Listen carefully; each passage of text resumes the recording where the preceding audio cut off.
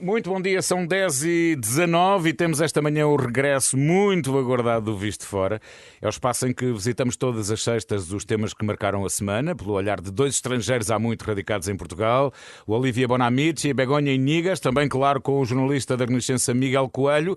Bom dia a todos, sejam bem regressados e deixem-me dizer-me que ano e meio depois é um prazer voltar a ver as vossas caras. Bom dia. Bom dia a O todos. mesmo dissemos nós, Paulino. Sim, com emoção, estás bonito, estás em Estás, forma. estás ótimo, ótimo. Estás lindo de Mais Moreira. magro, melhor, muito Sim. melhor. Sim, mas muito vocês obrigado. também, Olivier e Begonha, vêm com bom ar. As férias Muito fizeram-vos bom bem. Onde é que andaste, Olivier? Andei só por aqui, o que não é mau. Adorei Ribatejo, Algarve, Serra de Sintra, a distribuir e a receber amor. Bem. E desta volta à França. Volta à França, da Em televisão. bicicleta? Em bicicleta, mas porque este ano não estive em França, só através da Sei. televisão.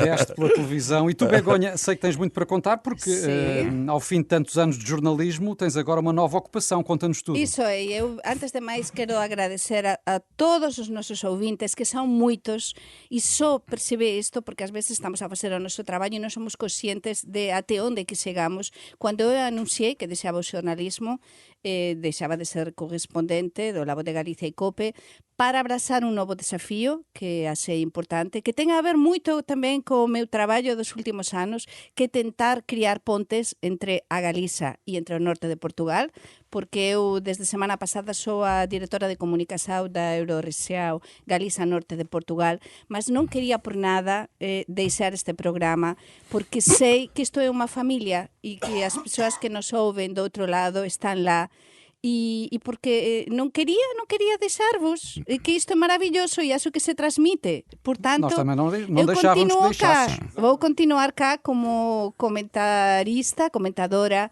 neste programa, ainda que não continue a ser correspondente. Eu queria aproveitar também para dizer que eu mudei também, eu tornei-me assessor do Almirante Gouveia Melo. Olha, nunca se sabe. Vocês estão a rir? Já eras o presidente do Nunca Olha, se olha, sabe. olha, vamos falar disto daqui a pouco. Vocês estavam a brincar comigo, mas já há 6 meses que vos disse, sinceramente. É verdade, não é? Sim. E vamos falar disto daqui a pouco, porque eu acho que ele não disse ainda, na minha opinião, a sua última palavra. Mas O Olivier ouviu falar em Tasca e Não, pensou está a que, preparar não a é? sua carreira, para o Exatamente. futuro. Bom, meus amigos, vamos em frente. Temos muitos temas para analisar, a começar pela Europa. Recordo que o Visto Fora é uma parceria da Renascença com a Euronet, a rede europeia de rádios. Euronet Plus. E no plano europeu, esta semana fica marcada pelo discurso do Estado da União Europeia, o segundo de Ursula von der Leyen e pela segunda vez dominado pela pandemia. O que é que vos pareceu? A Presidente da Comissão evitou uma série de questões polémicas, preferiu apostar na mensagem positiva, no que correu, apesar de tudo, melhor ao longo deste tempo. Terá exagerado ou era mesmo o que esperavam? Olivier. Bem, eu acho que o que neste discurso, o que é que achei super interessante, porque às vezes neste tipo de discurso há muitas banalidades, portanto não aprendemos nada de novo. Eu diria que a grande questão aqui que ela abordou, que para mim vai ser uma prioridade da União Europeia em breve, que é a questão da soberania europeia. Vimos através do Covid que temos um problema, ou seja, já não temos o guarda-chuva, por assim dizer, americano, temos o regresso dos antigos impérios, por assim dizer, tipo a Rússia e a Turquia, temos a questão da China e falta autonomia à Europa. E ela, quando marca uma cimeira sobre a defesa que não faz parte das competências europeias, a partida, isto é um sinal forte. E esta questão da soberania europeia vai ser marcante, e já é marcante na Alemanha as eleições, e vai ser super marcante também em França nas eleições presidenciais, porque o Covid mostrou que, de facto, falta soberania à União Europeia. Sim, e há um plano também sobre o qual Ursula von der Leyen não se debruçou, que é o das regras orçamentais, que, como sabe, estão suspensas por causa da pandemia, mas mostrou-se confiante num consenso sobre o caminho a seguir, a tempo de 2023. Estará demasiado confiante, Begonha? Eu penso que pode ser. Por que não? É dizer, eu vi uma Ursula von der Leyen forte. Acho que neste momento na Europa precisamos dunha lideranza como a dela. É verdade que neste programa temos avaliado o seu percurso, non é? Desde que tomou pose. E realmente eu gostei moito porque ela lanzou unha serie de palabras que repetiu como uniao, uniao, uniao.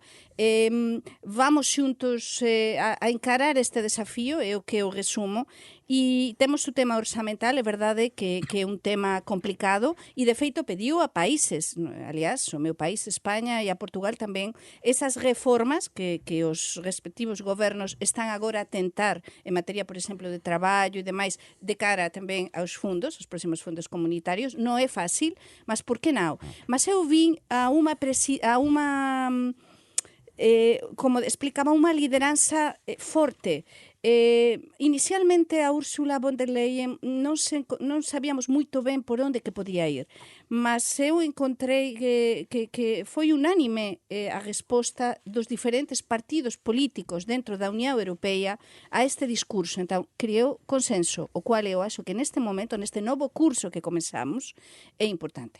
E uma das áreas em que Ursula von der Leyen também quer apostar nos próximos anos é a da União ao nível da defesa, porque tem sido, como todos sabemos, uma das áreas onde os países europeus não se têm entendido, nem conseguem ter uma voz única, e anunciou uma Cimeira Europeia da Defesa a realizar durante a presidência francesa, a partir de janeiro do próximo ano, e isto foi anunciado, curiosamente, na véspera dos Estados Unidos, Reino Unido e Austrália terem anunciado também um acordo de defesa entre eles, que apanhou a Europa de surpresa.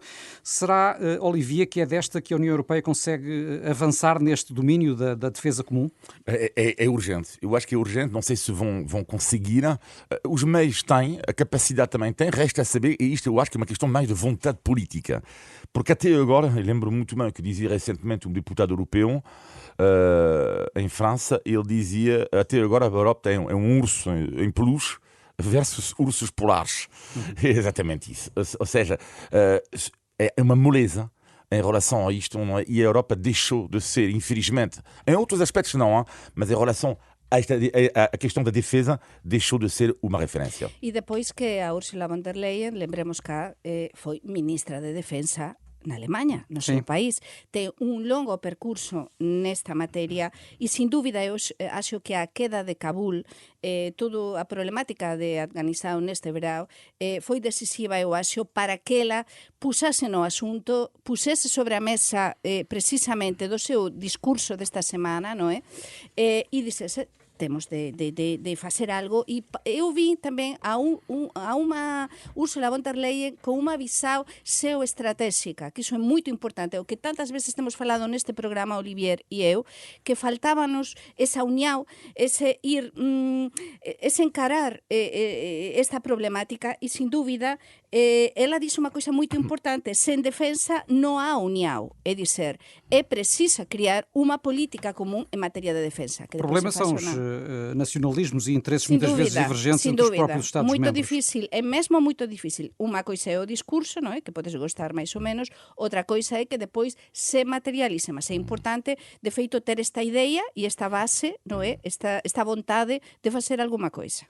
E quanto à pandemia, a vacinação contra a Covid foi naturalmente uma das preocupações levantadas pela Presidente da Comissão Europeia, nomeadamente nos países menos desenvolvidos, e inclusive também na União Europeia, porque há países mais atrasados do que acontece, por exemplo, aqui em Portugal ou em Espanha, e Úrsula chegou mesmo a falar nos receios de uma pandemia de não vacinados. Haverá, de facto, motivos de preocupação da Europa, Olivier? Sim, é evidente que é uma grande questão neste momento, mas estou otimista em relação a isso, porque eu acho que, tendo em conta a taxa de vacinação elevada em muitos países europeus, eu acho que só cego não ia conseguir ver, de facto, a questão fundamental que é essa, resolver isto. Portanto, sou claramente optimista em relação a esta questão. Sim, e a tua perspectiva, Begonha? Sí, concordo. Neste caso estou no mesmo aliñada do lado do Olivier, porque eu sou optimista, dizer, moitas veces tamén neste programa, nos últimos meses, nos meses de pandemia, de fin do curso pasado, temos falado moitas veces dos nosos receios a nivel europeo, mas sin dúbida, pouco a pouco, que estou os negacionismos não vão prevalecer. Os negacionismos vão prevalecer, sin dúbida, iso é unha coisa que tamén se escapa propiamente, por moito que a legislación europea tenta facer algo que vai facer.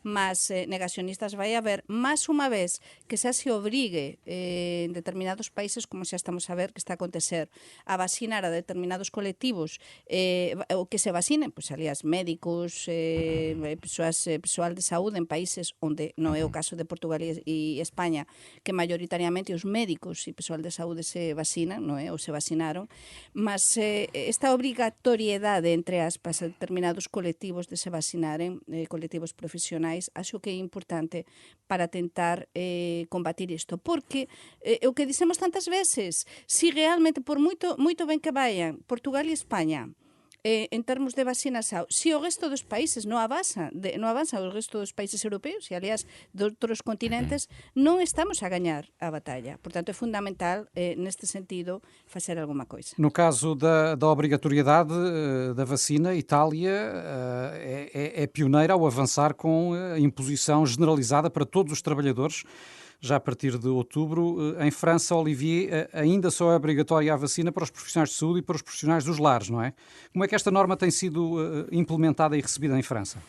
Foram 3.000 pessoas suspensos. Recordo que não são, portanto, não há despedimento, mas é uma suspensão do ordenado. Mas está a ser bem recebido pela população francesa, porque de facto, vamos falar daqui a pouco da vacinação em Portugal, mas a taxa de vacinação em França é inferior à taxa de vacinação em Espanha e a português. No entanto, não é assim tão mal como isto.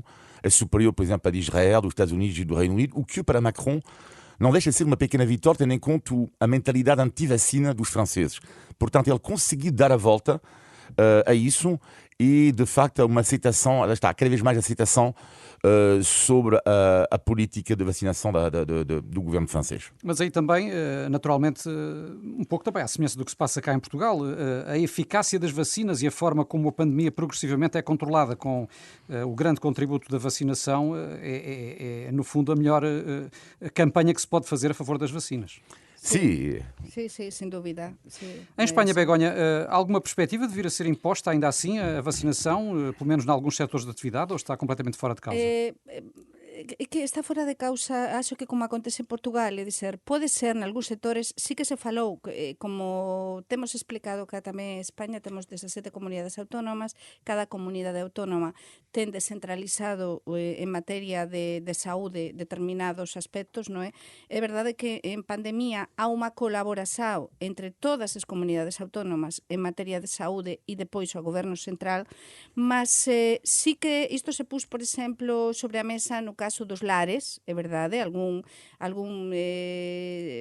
traballador de sanitario, de saúde, médico, enfermeiro, auxiliar de saúde, a obrigatoriedade mesmo de se vacinar, non é? Mas é que realmente há pouquísimos casos de persoas destes sectores que non foran vacinados, porque temos a sorte en Portugal e en España de viver en países onde nós temos este sentimento de responsabilidade. Cando chegou a pandemia, todos asumimos, ou grande parte da poboação asumiu que realmente temos de ser vacinados. É verdade que nos máis xovens estáse a producir, no caso de España, como aliás tamén acontece algo en Portugal, un bocadiño máis de deserção, digamos, nisto da vacinação, non é? Mas dentro do que son os colectivos profesionais, penso que non se está a pensar en nada específico porque non foi realmente necesario. Si que há empresas, efectivamente, que cuando os traballadores puntuais non son, por exemplo, non se vacinaran, se callar non poden ter direito, por exemplo, a determinadas coisas, por exemplo, como voltar ao traballo presencial. Iso sí que há empresas multinacionais sediadas en España que están a facer o mesmo que se faz, por exemplo, nos Estados Unidos e demais, que é obrigar aos traballadores que queren voltar ao traballo presencial, depois do teletraballo, a ter o certificado de vacinação. Sim. Muito bem, recordo que estamos no Visto de Fora com Olivier Bonamici e a Begonha Inigas. É um programa em parceria com a Euronet, a rede europeia de rádios. Euronet Plus. E por cá estamos a caminho de uma nova fase, com medidas menos restritivas, agora que estamos prestes a atingir a meta dos 85% vacinados contra a Covid-19. Ontem tivemos mais uma reunião de peritos no Infarmed. Daquilo que ouviram, o que é que vos parece? Há condições para a tão esperada libertação ou vamos ter de ir com prudência ainda e manter restrições?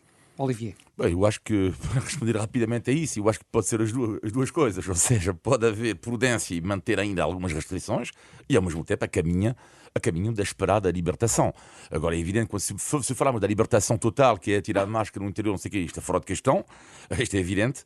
Agora, como é evidente também, tendo em conta os números que estão a cair a pico, é evidente que o país tem que ser libertado ao pouco para libertar a economia, que é fundamental, não é libertar a economia além da saúde mental, porque de facto estamos a recuperar aos poucos a nossa saúde mental também. Mas há este sentimento de otimismo generalizado, não poderá ser, apesar de tudo, contraproducente se embarcarmos numa onda libertadora. Iso é. Sí, é o receio que eu teño, sin dúbida, porque xa sabemos que un optimismo excesivo non vai ou non leva a ningún lado. É dizer, nesta pandemia temos tido de todo, e máis en Portugal. Comezamos moito ben, depois temos tido picos, ao contrario do que acontecía nos outros países, con outro ritmo diferente. Cando os outros estaban mal, nos estábamos ben en Portugal. Cando os outros países ian mellor, en Portugal pasamos precisamente a comezo deste ano o pior momento da pandemia. E é verdade que eu estaba a preparar o programa e a ler con bastante atención as informações e desta reunión, aliás, dos peritos, e vexo unha coisa que me preocupa, e é sin dúbida que todos coinciden e que digamos que temos conseguido, ou estamos perto de conseguir esta inmunidade de grupo, da que tanto se falou nos últimos meses, 85% de persoas vacinadas, mas atenção, non sabemos o tempo que teremos inmunidade. É dizer, xa se está a falar da terceira dose da vacina en todos os países, mas tamén en Portugal, porque non sabemos se esta inmunidade chegará até o Natal. Portanto, se vai ser preciso vacinar da terceira dose, receber todos a terceira dose, antes do Natal, no mês de dezembro, começar a receber precisamente para tentar evitar... É caso para dizer, logo se vê, não é? O que era fundamental mesmo era atingir estes números tão elevados de vacinação. Por isso, excessivo otimismo. É verdade que todos estavam com um ar descontraído, moito máis descontraído. A ministra de Saúde, o grande, a pessoa que admira, o almirante, como dice Olivier. É um conflito de interesses aqui com o Olivier. Mas o primeiro-ministro, o presidente da República, mas temos de ter muito cuidado. Mas em relação à vacinação e ao êxito dos números em Portugal, que é dos países do mundo com maior taxa de população vacinada, surpreendeu-te de alguma forma, Olivier, apesar de tudo? Não, eu diria que... Porquê? Porque os portugueses, de uma forma geral, respeitam imensas regras, não é? Costumo dizer que é a questão do autocarro. Sim. O autocarro tem uma fila em Portugal, não? Tu não vais roubar o lugar ao outro. Não? Então, é sempre o respeito absoluto das regras do jogo. E vimos no confinamento. Os portugueses respeitaram, mas claramente, a questão do confinamento. Portanto, é isso, não me surpreendeu. Por um lado, por causa disto, da mentalidade dos portugueses. Segundo ponto, é o trabalho do almirante Gouveia Mel. E a este propósito, porque tem que analisar isto, porque nós não tivemos programas desde então. Ele diz que não está interessado na política.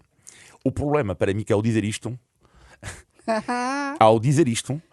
vai criar ainda mais expectativas. Porque mas ele diz isso porque lhe perguntam, não é? Eu sei, não é nada uma crítica, pelo contrário. Não é isso que estou a dizer. Estou a dizer que, ao dizer ele, não estou interessado na política, ele diz, pronto, eu acho que há pessoas que fazem melhor o trabalho, não sei o que mais, só que a maioria das pessoas acha exatamente o contrário. Ou seja, as pessoas estão um pouco fartos, as pessoas não são pragmáticas. Conheço muitas pessoas à minha volta que me disseram, se ele se apresenta, eu voto nele por uma razão, é que já estou farto de um clube, como se fosse um clube de futebol, o PS, o PSD, o Chega, o Partido Comunista, o Bloco da Esquerda. Ou seja, ele mostrou o pragmatismo na vacinação, que é, perante um problema A, eu resolvo de tal forma.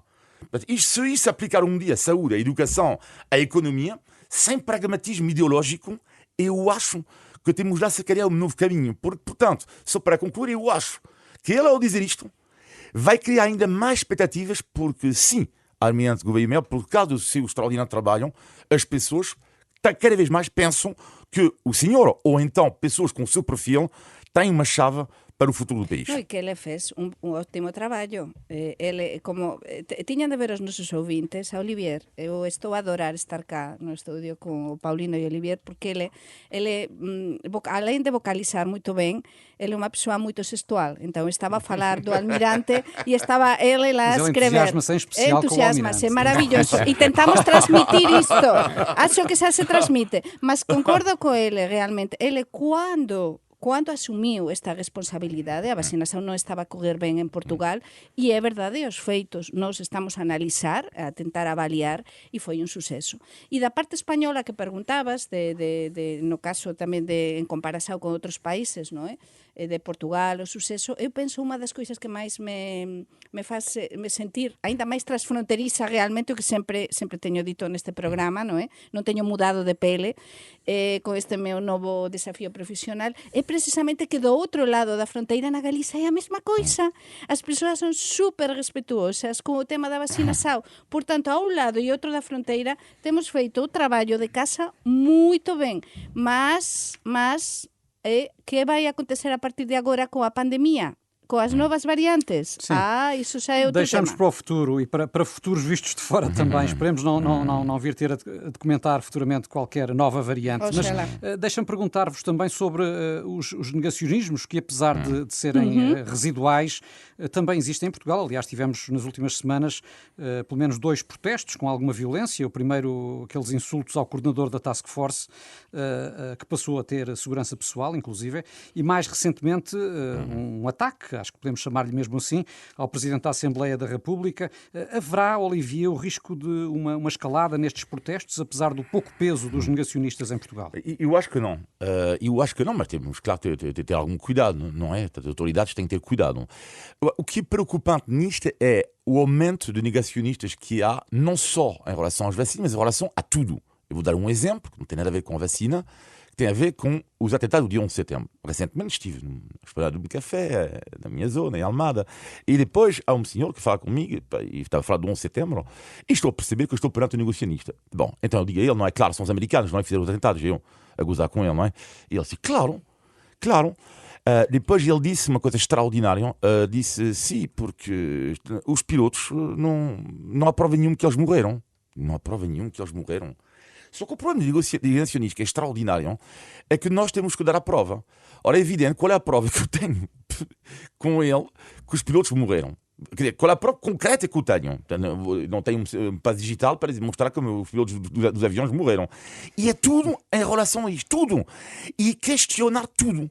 Porque é mais, de uma certa forma, é mais interessante. Por exemplo, não acreditar na versão oficial não tem piada. Agora, quando tu vais tu próprio negar a história, é se calhar muito mais entusiasmante. Estamos perante um fenómeno que não é só português, mas é um fenómeno mundial. Sim, mas também que não é de hoje. Já houve negacionismos de outra natureza sempre ao longo da história. As autoridades portuguesas, Begonha, não querem valorizar muito estes incidentes e Marcelo Rebelo de Sousa até disse que pode ser contraproducente dar-lhes demasiado destaque. Será assim ou haverá riscos se não forem devidamente atalhados a tempo? Eu tamén non vexo o maior problema. Portugal é un país segurísimo, que ten unha seguranza a nivel de rúa, non é, para de cualidade de vida, se comparamos, aliás, con a España ou con a França, non é? E xa nin digamos con outros países que teñen pouquísima seguranza. Mas eu non dou maior importancia. Eu poño un exemplo. Teño unha grande amiga de Madrid que está estes días cá e ontem enviábame un WhatsApp e me dixía, oye, Begoña... Enviava o quê? Un WhatsApp, ela, WhatsApp, a me sim, dizer, Begoña, sabes que estive nun restaurante xunto do Palacio de Belén, en Lisboa, almorzar quasi nunha mesa próxima ao Presidente da República de Portugal, e dizer, isto en España sería impensável, e dizer, o feito de que a segunda autoridade do Estado, como é o Ferro Rodríguez, o Presidente da Asamblea da República, vaya con a súa muller almorzar nun restaurante un sábado, non é? Sin seguranza que nos saibamos, depois se apareceu a seguranza, e que aconteceu isto, mas non é habitual. Sim, é uma exposição muito rara noutros países. Isso é, em Espanha seria impensável. Deixem-me perguntar-lhes ainda sobre um ponto que tem a ver com o arranque do ano letivo. Hoje é, aliás, o último dia para o início das aulas. Estarão criadas, na vossa opinião, Olivier, as condições para um ano escolar mais normal? Tenho muito medo em relação a... Enquanto não sou otimista em relação à tua última pergunta, Sou pessimista em relação a isso. Eu acho, assim, e todos os anos, quando arrancamos o programa, sempre esta pergunta, não é? Portanto, em setembro, ano escolar. Claro. Para já, mantenho a minha, não entendo como é que é possível. É por isso que eu preciso, quando eu digo que é preciso mais governo em Portugal, pessoas como eu, é exatamente isso. Como é que é possível que em Portugal as crianças não saibam uma semana antes, ou 15 dias antes, quando é que recomeçam as aulas? Isto é inacreditável. Isso já não tem a ver com a pandemia. Não, mas estou a dizer isto. Não estou a dizer isto. Eu não estou a dizer isto. Sim, Isto é inacreditável. Estou a sublinhar que já não tem a ver com a pandemia, é uma questão da organização crónica. Exatamente. Mas isto é inacreditável. Segundo ponto, tem a ver com a pandemia. Então, durante um ano, não tiveram aulas presenciais. Muitos deles, no caso do meu filho, imagino os vossos também. Bom, então, lá no início do ano escolar, já começa a haver professores que, no caso da escola do meu filho, vou dar um exemplo. Há um professor que é membro de um partido político, pouco importa o qual, porque isto aqui não é muito interessante neste caso, ele vai faltar às aulas por causa de comícios das eleições. Mas isto é uma brincadeira. Não, isto não é possível. Ou seja, vê à vossa volta, tipo, porque é que o governo não cria uma bolsa de professores para dizer, olha, não é normal um professor faltar uma aula. Eu não entendo isto. Ou seja, se tu faltas uma aula, tu podes ter um substituto. Isto acontece a qualquer pessoa, estar doente. Pode acontecer a qualquer pessoa ter uma baixa. Isto é normal, e as pessoas não são extraterrestres, não é? Agora, o que não é normal é que o governo não cria aqui condições, os meus têm que trabalhar.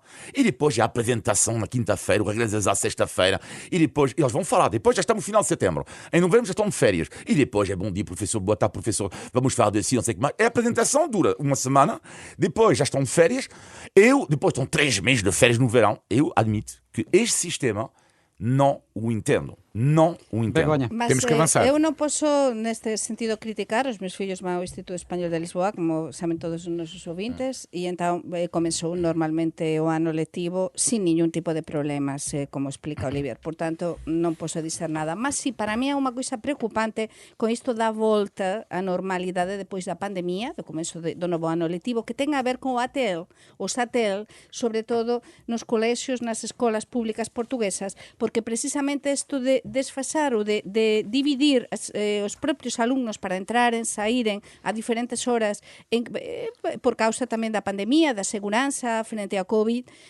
ten a ver moito, e isto está a influenciar moitos pais, non é? Eu teño amigos que están como loucos a procura de actividades para enxer o tempo dos fillos precisamente con todo isto da pandemia. Então isto, alén do que dixo Olivier, é preocupante. Miguel, não sei se tens mais algum tema para... Não, vamos avançar. Vamos avançar então. O que não podia faltar mesmo era, nesta nova temporada de Visto Fora, o grande momento de suspense que é o índice de Tugalidade. Índice de Tugalidade. Pois bem, esta é a altura do programa em que pomos à prova o Olivier e a Begonha com expressões típicas portuguesas para ver se conhecem o significado. Já tinham saudades, digam lá. Claro. Ah, sim, com certeza. Bom, não sei se vocês são daquelas pessoas que andam sempre a perder coisas. As chaves, o telemóvel, a perder as estribeiras. Costuma acontecer convosco ou não? As estribeiras? Sim. Essa é a palavra. Ah, ela sabe. As estribeiras, as estribos... Deixa eu ver se Não, Non sabes? não. Non sabes? Não As sei. estribeiras é perder os estribos e perder os nervos, perder un bocado, non é? A calma.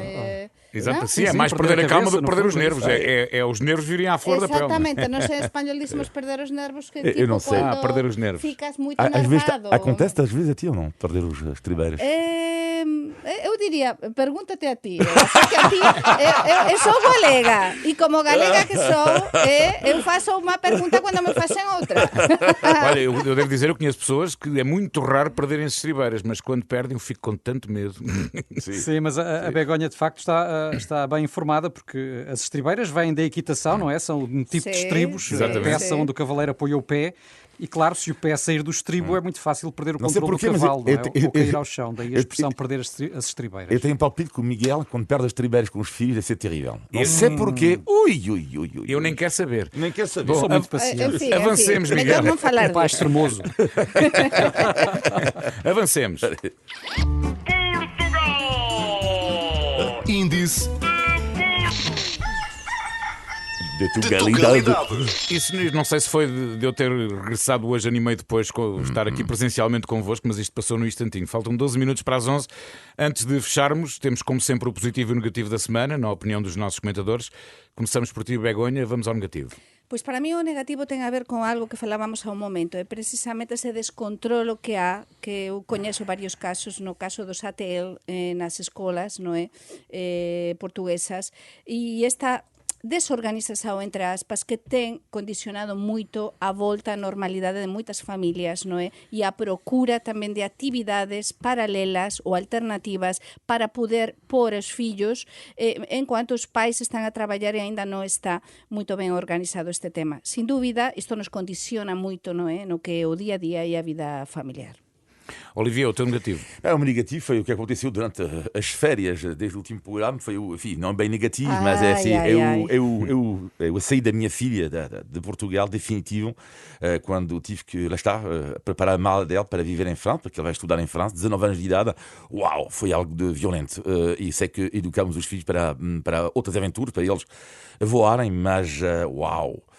Nada garante que seja definitivo. Se for como o pai, vai perceber que sim. não é melhor que França. Sim, exatamente. Mas, uau, foi mesmo algo de muito Dói, forte. não dói? O meu filho mais novo também acabou de ir para Amsterdão. fora. Foi para Amsterdão fazer o mestrado dele.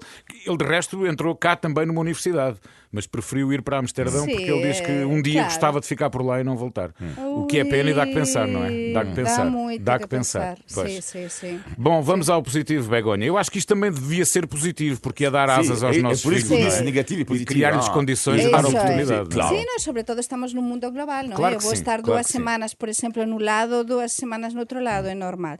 Mas para mí o positivo é voltar a casa. Esta, a Renascença, é a miña casa. Voltar a ver ao Paulino, voltar a ver ao Olivier, ao Miguel, que non temos no estudio cá, mas está no outro. Voltar a ver a todos os colegas e sentir, sobre todo, o cariño dos ouvintes da Renascença cando eu, insisto, anunciei que deixaba de ser correspondente. Moitos pensaban que eu non ia continuar neste programa. Recibín inúmeras mensaxes que me fixeran xorar. Algúmas delas me fixeran xorar de agradecimento. Por tanto, eu tiña de continuar cá e prometo que vou facer o posible por estar cá e por apoiar e por dar o meu contributo de galega E nós criamos transfronteiriça. aqui uma task force para que tu continues. O teu positivo, Olivier. Epá, por acaso eu tinha dois, porque eu sabia, só vou dar porque eu pensei, se calhar Begonha vai dizer isto, o positivo, e era isso por causa de vocês, Como o regresso. me conheces? E portanto vou escolher o segundo, não é claro, porque eu sabia que Plano B. O plano B, que é sobre a Portugalidade, o que é que eu acho este país. Que é uma história que me aconteceu esta semana, assim, inacreditável, que é, às vezes tem ataques do leitão, portanto o ataque do leitão Ataques do leitão. significa... Espera, o que é isso? O Ataques ataque do do leitão, leitão? isto está no sangue, significa que tu queres absolutamente, às 11 da manhã, encontrar qualquer sítio que seja para comer leitão. O ataque de leitão, pronto, às vezes tem ataques de leitão. Bom, e faz uma hora de estrada, tu quer comer o meu leitão. Bom, Portanto, então, é tipo, solta o porquinho. exatamente. E tem um ataque de leitão às 11. Ataque de leitão às 11 é muito então, bom. às 11 da manhã, tem ataque de leitão, faço uma hora de carne, não sei o que mais, encontro, está fechado. Ai. E há um homem à minha frente, 40 anos mais ou menos, para o carro à minha frente, também ele fechado. Ai. E digo, onde é que é? Há um outro, e se há um outro 500 metros, ele bate-me no carro. Ai, bate-me no carro, mas bom. E digo, pá, vamos assinar. E digo, pá, não é preciso. Ele diz, não é preciso? Não é preciso. Olha, você já viu o estado do meu carro? Toda a gente bate em mim. E ele diz, mas não é preciso, é sério? Não, pá, amigo, pá, não, boa. Uau. E coincidência, depois encontramos ele numa mesa diferente e eu noutra mesa para comer leitão. Para comer o leitão. Mas numa mesa diferente, ele com os colegas de trabalho e eu sozinho, para um ataque de leitão. No fim, ele vai-se embora, não sei mais, eu fico, claro, reforço de leitão, reforço, eu vou pagar a conta. E quando vou pagar a conta, Estava a empregada Estavas disse-me... convidado? Não, a empregada disse-me, já está pago. Bela história. Maravilha. Ou seja, mas que maravilha. ou seja, quando damos o outro, recebemos sempre, podem bater à vontade Mas do é meu verdade. carro, podem bater à vontade do meu carro, desde que eu vou Mas é gastronomia verdade. portuguesa, Que que grande tanto exemplo. Sabia ele que é o velho gostamos. truque Que que tu grande exemplo. recorres, não é? Habitualmente, Olha, Miguel, ser com o carro velho e batido. Antes que dê um ataque de leitão, ao Olivier, vamos Está quase, terminar o está Visto quase a chegar Fora. às 11. Todas as semanas conversamos sobre a Europa, Portugal e os portugueses. Podem enviar comentários e sugestões para vistofora@rr.pt. Olivier, Begonha, foi muito bom voltar a obrigado. ver-vos. Miguel, um grande abraço. E já sabe, Um abraço. à sexta-feira é Obrigado. sempre assim na Renascença. Bom fim de semana. Bom fim de semana.